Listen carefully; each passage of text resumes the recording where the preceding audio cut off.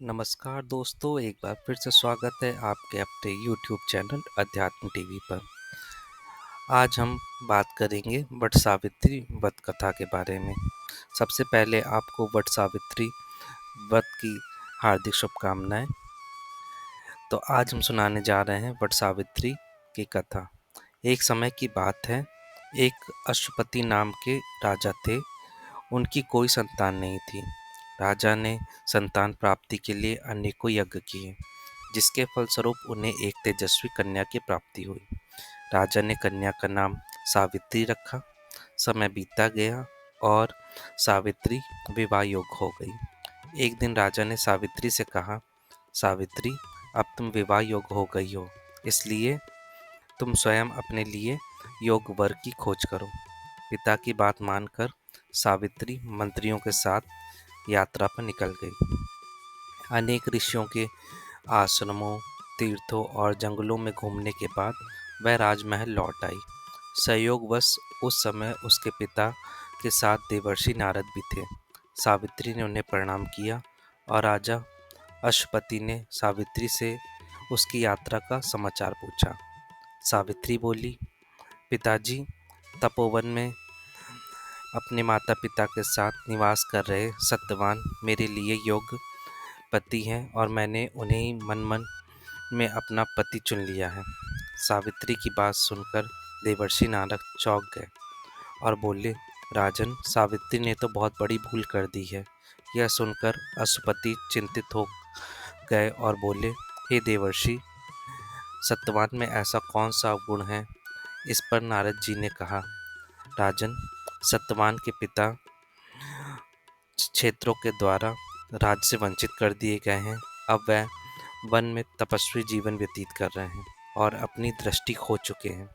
राजन, सबसे बड़ी कमी यह है कि सत्यवान अल्पायु है। उसकी आयु सिर्फ 12 वर्ष की थी, जिसमें केवल उसके पास 1 वर्ष शेष रह गया है। नारद जी की बात सुनकर राजा ने अपनी पुत्री सावित्री को समझाया कि वह किसी और पुरुष को अपने पति के रूप में चुन ले।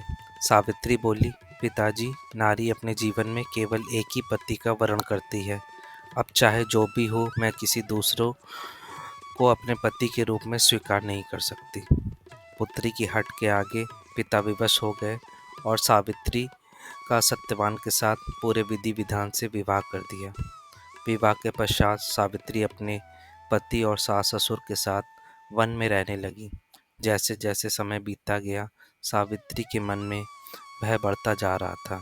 नारद जी के कहे अनुसार उसके पति की आयु मात्र 4 दिन शेष बची थी। तब सावित्री ने 3 दिन पहले से ही व्रत रखना आरंभ कर दिया। अंततः वह दिन भी आ गया जब सत्यवान की मृत्यु निश्चित थी। चौथे दिन जब सत्यवान लकड़ी लेने वन को जाने लगा, तब सावित्री बोली, हे नाथ, मैं भी आपके साथ वन में चलूंगी। सत्यवान के मना करने पर भी वह सास ससुर की आज्ञा लेकर पति के साथ वन को चली गई। वन में सत्यवान ने जैसे ही पेड़ से लकड़ी काटना शुरू किया, उसके हृदय में असहनीय पीड़ा होने लगी और वह पेड़ से उतर गया। सावित्री समझ गई कि उसके पति का अंतिम समय निकट है, अतः उसने पति का सर अपनी गोद में रख लिया और लेटने पर सत्यवान अचेत हो गया। सावित्री चुपचाप आंसू बहाती रही, ईश्वर से प्रार्थना करने लगी। तभी उसके सामने एक लाल वस्त्र पहने भयानक आकृति वाला एक पुरुष दिखाई दिया। वह साक्षात यमराज थे। सावित्री बोली, महाराज, कौन है आप? यमराज ने उत्तर दिया, सावित्री, मैं यमराज हूँ और तुम्हारे पति के प्राण हरने आया हूँ। सावित्री बोली, प्रभु, सांसारिक प्राणी को लेने के लिए तो आपके दूत आते हैं, क्या कारण है कि आज आपको स्वयं आना पड़ा? और यमराज ने उत्तर दिया, सावित्री, सत्यवान धर्मात्मा और गुणों का सागर है। मेरे दूत इन्हें ले जाने के योग्य नहीं हैं, इसलिए मुझे स्वयं आना पड़ा। ऐसा कहकर यमराज ने सत्यवान के शरीर से प्राणों को निकाला और उसे लेकर दक्षिण दिशा की ओर यमलोक की ओर चलने लगे। सावित्री भी उनके पीछे पीछे चल दी। सावित्री को अपने पीछे आता देख यमराज बोले, सावित्री, तुम मेरे पीछे कहाँ आ रही हो? सावित्री बोली, मेरे पति जहाँ जाएंगे मैं भी वहीं आऊँगी, यही मेरा धर्म है। यमराज के बहुत समझाने पर भी सावित्री नहीं मानी। उसके पतिव्रता धर्म की निष्ठा को देखकर यमराज बोले, हे देवी, अपने पति के बदले कोई भी वरदान मांग लो। सावित्री ने अपने सास ससुर की दृष्टि मांग ली और यमराज ने तथास्तु कहा और आगे चलने लगे। फिर से सावित्री उनके पीछे पीछे चल दी। तब यमराज ने सावित्री से कहा, अच्छा, एक वर और मांग लो। तब सावित्री ने अपने सास ससुर के राज्य को वर के रूप में मांग लिया। यमराज ने तथास्तु कहा और आगे चल दिए। सावित्री फिर भी यमराज के पीछे चलने लगी और यमराज बोले, चलो अच्छा, एक वर और मांग लो। तब सावित्री ने अपने पिता के लिए 100 पुत्रों का वरदान मांगा। यमराज ने तथास्तु कहकर सावित्री को वापस लौटने को कहा, लेकिन सावित्री नहीं मानी और फिर उनके पीछे चल दी। तब यमराज बोले, सावित्री, तुम मुझसे अपने पति के प्राणों के अलावा कोई भी वरदान मांग सकती हो। तब सावित्री ने वर मांगा कि उसके सत्यवान से 100 पुत्र प्राप्त हों। इस बार भी यमराज तथास्तु कहकर आगे बढ़ने लगे, परंतु सावित्री फिर उनके पीछे पीछे चल दी। तब यमराज बोले, मैंने तुम्हारे सभी मनोवांछित वर दे दिए हैं, अब तुम लौट जाओ। तब सावित्री बोली, महाराज, आपने मुझे सत्यवान से 100 यशस्वी पुत्रों का वरदान दिया है और सत्यवान के बिना पुत्र कैसे संभव होगा। ऐसा कहकर सावित्री ने यमराज को उलझन में डाल दिया।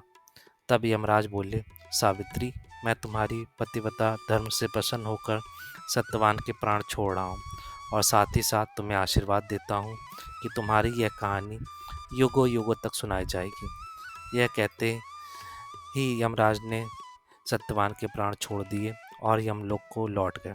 तब सत्यवान और सावित्री अपनी कुटिया में पहुँचे। वहाँ उनके माता पिता की आंखों की दृष्टि भी लौट आई थी और उन्हें अपना खोया हुआ राज्य पुनः मिल गया। दोस्तों, यह थी वट सावित्री व्रत की कथा। यह कथा कहने और सुनने से विवाहित स्त्रियों के जीवन में जितनी भी दुख और दर्द होते हैं वो दूर हो जाते हैं और उनकी पति की लंबी आयु बढ़ती है। अगर आज का वीडियो अच्छा लगा हो तो अपने दोस्तों और रिश्तेदारों के साथ यह वीडियो शेयर करना। आज के लिए इतना ही। तब तक के लिए धन्यवाद।